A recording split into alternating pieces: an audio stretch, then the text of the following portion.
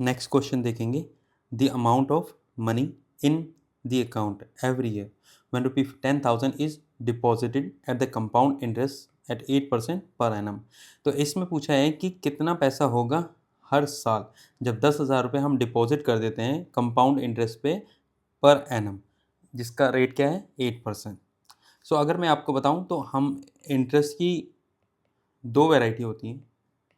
पहली होती है सिंपल और दूसरी होती है कंपाउंड।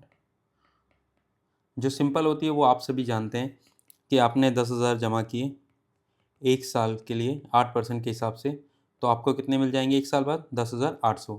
फिर ये जो 800 हैं आप अपने पास रख लेते हो, जिसको हम विड्रॉ बोलते हैं, और ये जो 10,000 हैं ये आप वापस से डिपॉजिट कर देते हो। फिर अगेन नेक्स्ट ईयर आपको कितने मिल जाएंगे 10,800।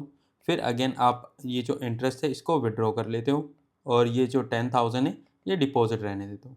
तो इस तरह की सिचुएशन होती है सिंपल इंटरेस्ट में। अब बात करते हैं कंपाउंड की।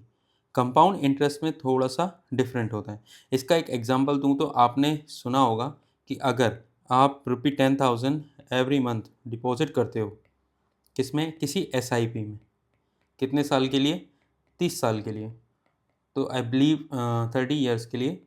सो आई बिलीव आपको पता होगा ये एटलीस्ट 10 CR प्लस आपको मिलेगा। इस तरह की स्कीमें होती हैं, तो वो कंपाउंड इंटरेस्ट की वजह से होती हैं। अब कंपाउंड इंटरेस्ट करता क्या है, कंपाउंड इंटरेस्ट ये कहता है कि जब आप 10,000 डिपॉजिट करते हो किसी एक साल में, तो 1 ईयर लेटर, एक साल बाद उसका जो अमाउंट है वो कितना हो जाता है 10,800। तो वो कहता है कि आप ना यहाँ पर ये जो पैसा है उसको निकालते नहीं हो बल्कि रीडिपॉजिट कर देते हो पूरे 10,800 को, कितने से 8% से। तो यहाँ पर आपका जो अमाउंट है कितना हो जाता है 11,664। यानी कि अब जो आपको इंटरेस्ट मिला है वो किस पे मिला है, पूरे 10,800 पे। फिर नेक्स्ट ईयर आप इसको क्या करते हो, डिपॉजिट कर देते हो 11,664 को, और इसके ऊपर भी आपको कितना इंटरेस्ट मिलता है 8% से। और ऐसे करते हुए ये अमाउंट आपका बढ़ता जाता है, बढ़ता जाता है, बढ़ता जाता है। तो यहाँ पर हम एक फॉर्मूला लिखेंगे किसका, कंपाउंड इंटरेस्ट का, जो कुछ इस तरह होगा, amount is equal to principal plus 1 plus rate divide by n divide bye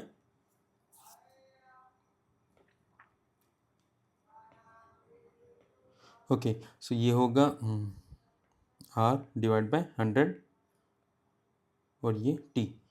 यहाँ पर इसको ऐसे भी लिख सकते हैं, amount equal to principal 1 plus R divide by 100 divide by n into T divide by n। यहाँ पर T है टाइम, जिसको हम ईयर्स बोलते हैं। यहाँ पर n है नंबर ऑफ कंपाउंडिंग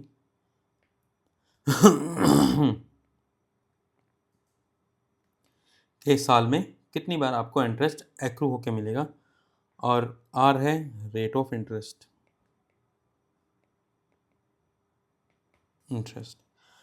क्लियर है,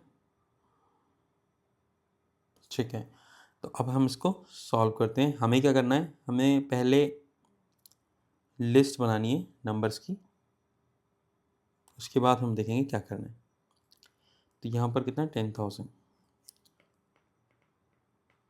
फर्स्ट ईयर डिपॉजिट 10,000, उसके बाद 1 year later 10,000 into 1 plus 8% 1 year, second year, या फिर आप कह सकते हो 2 ईयर लेटर 10,000। ये फॉर्मूला ही हम अपडेट कर रहे हैं, 8 डिवाइड बाय 100 की पावर 2 ईयर से कंपाउंड होगा, और 3 year later 10,000 1 plus 8 divide by 100 की पावर 3। तो अगर हम देखें कॉमन डिफरेंस इसके अंदर, तो यहाँ पर जो कॉमन डिफरेंस आएगा वो आएगा ये माइनस ये, लगभग सेम ही आ जाएगा। ये माइनस ये लगभग अलग आएगा, क्योंकि जिसका जो प्रिंसिपल अमाउंट है वो हर बार चेंज हो जाएगा। तो ये जो इक्वेशन बन रही है इसको देख के हम कह सकते हैं it is not an AP since common difference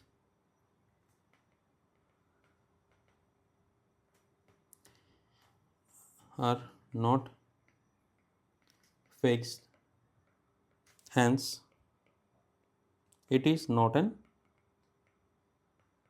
arithmetic progression.